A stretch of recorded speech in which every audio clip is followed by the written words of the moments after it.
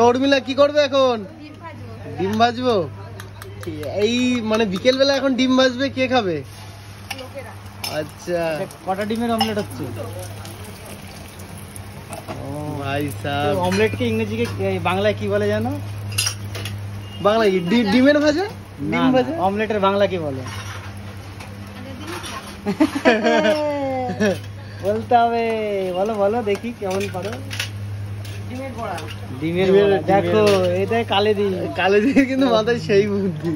অমলেটের বাংলা হচ্ছে ডিমের বড়া, বড়া, বুঝলে? এটা কি কি আছে? কটা ডিম আছে? দুটো ডিম।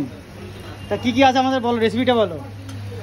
এর মধ্যে আছে ডিম, পেঁয়াজ, লঙ্কা, লবণ। আর স্পেশাল কি আছে? স্পেশাল তেল। তেলটাই তো বলেনি, ওই জন্য তো বলো স্পেশাল কি আছে। আচ্ছা, এটা সরষের তেল না সাদা তেলটা ভাজা করো? এটা ঠিক আছে, সরষের তেল থাকলে সরষের তেল, সাদা তেল থাকলে সাদা তেল, এখন আমি সাদা তেল দিয়ে ভেজেছি। তো বন্ধুরা, যারা যারা উর্মিলার হাতে ডিমের অমলেট খাওনি তারা অবশ্যই চলে আসবে, কিন্তু সেই টেস্ট কিন্তু। উর্মিলা সাদা তেল দিয়ে করলে কি টেস্ট একটু বেশি হয়? ও মানে সরষের তেল দিয়ে করলে কি আরো বেশি হয়? ওরকম কোনো বিষয় নেই, কোনো তেল ফেল লাগবে না। উর্মিলার হাতে ডিমের অমলেট খেতে সেই তেল ছাড়া বানিয়ে দেবো, যাও। তেল ছাড়া কি জল দিয়ে? আচ্ছা, কত প্রাইস আছে এই ডিমের অমলেটটা?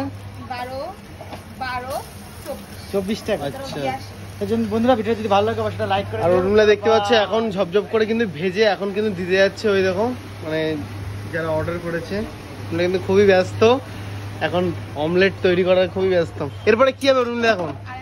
আরেকটা? এরপরে আমি মটর আর ঘুগনি করব যেহেতু সন্ধ্যাবেলা, আর মটর আর তরকা ডালটা সিদ্ধ বসাবো। আচ্ছা, এটা আরেকটা ডিম হবে, তাই তো?